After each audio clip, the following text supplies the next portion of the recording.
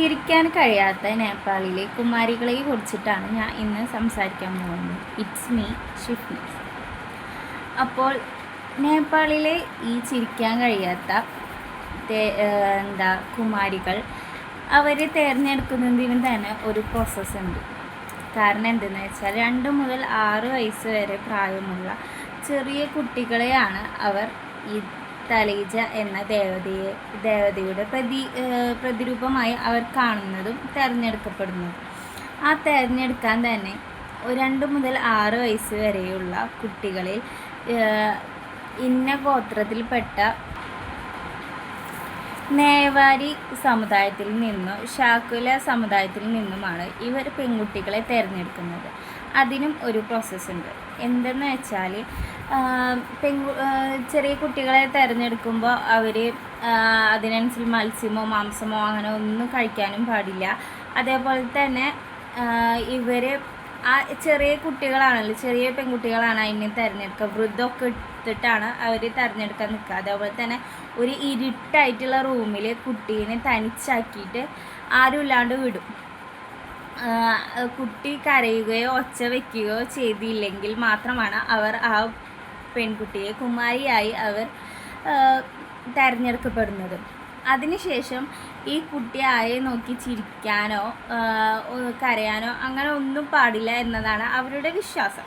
കാരണം എന്തെന്ന് വെച്ചാൽ കുമാരി ആരെങ്കിലും നോക്കി ചിരിച്ചാൽ അവരുടെ മരണം ഉറപ്പാകും എന്നാണ് നേപ്പാളിലെ ആൾക്കാർ വിശ്വസിച്ചിരുന്നത്. കാരണം എന്തെന്ന് വെച്ചാൽ കുമാരി നോക്കി ചിരിച്ചു കഴിഞ്ഞാൽ സ്വർഗത്തിലേക്കുള്ള കവാടം തുറക്കപ്പെടുകയാണ് എന്നാണ് അവരുടെ വിശ്വാസം.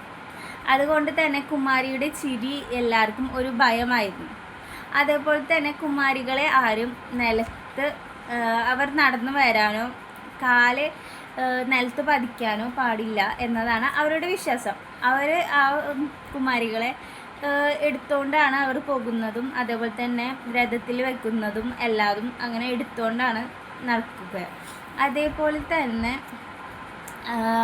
കുമാരികൾക്ക് മത്സ്യം മാംസം അങ്ങനെ കുറേ കാര്യങ്ങൾ ഒന്നും കഴിക്കാൻ പാടില്ല. അതേപോലെ തന്നെ അച്ഛൻ അമ്മ എല്ലാവരും വിട്ട് വെടിഞ്ഞിട്ടാണ് അവർ ഈ കുമാരി എന്ന് പറയുന്ന പദവി അവർ സ്വീകരിക്കുന്നത്.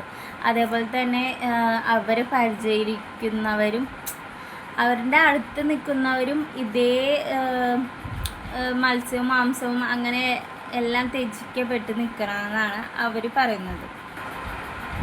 അതേപോലെ തന്നെയാണ് അവർ എല്ലായ്പ്പോഴും അവർ പുറത്തേക്ക് ഇറങ്ങില്ല. വല്ല ഉത്സവങ്ങളോ വിശിഷ്ട ദിവസങ്ങൾ വരുമ്പോൾ മാത്രമാണ് കുമാരികളെ പുറത്തിറക്കുന്നത്. അവരുടെ ദൈവമായിട്ടാണ് ആ കുഞ്ഞി കുട്ടികളെ ഇവർ കാണുന്നതും അവരെ.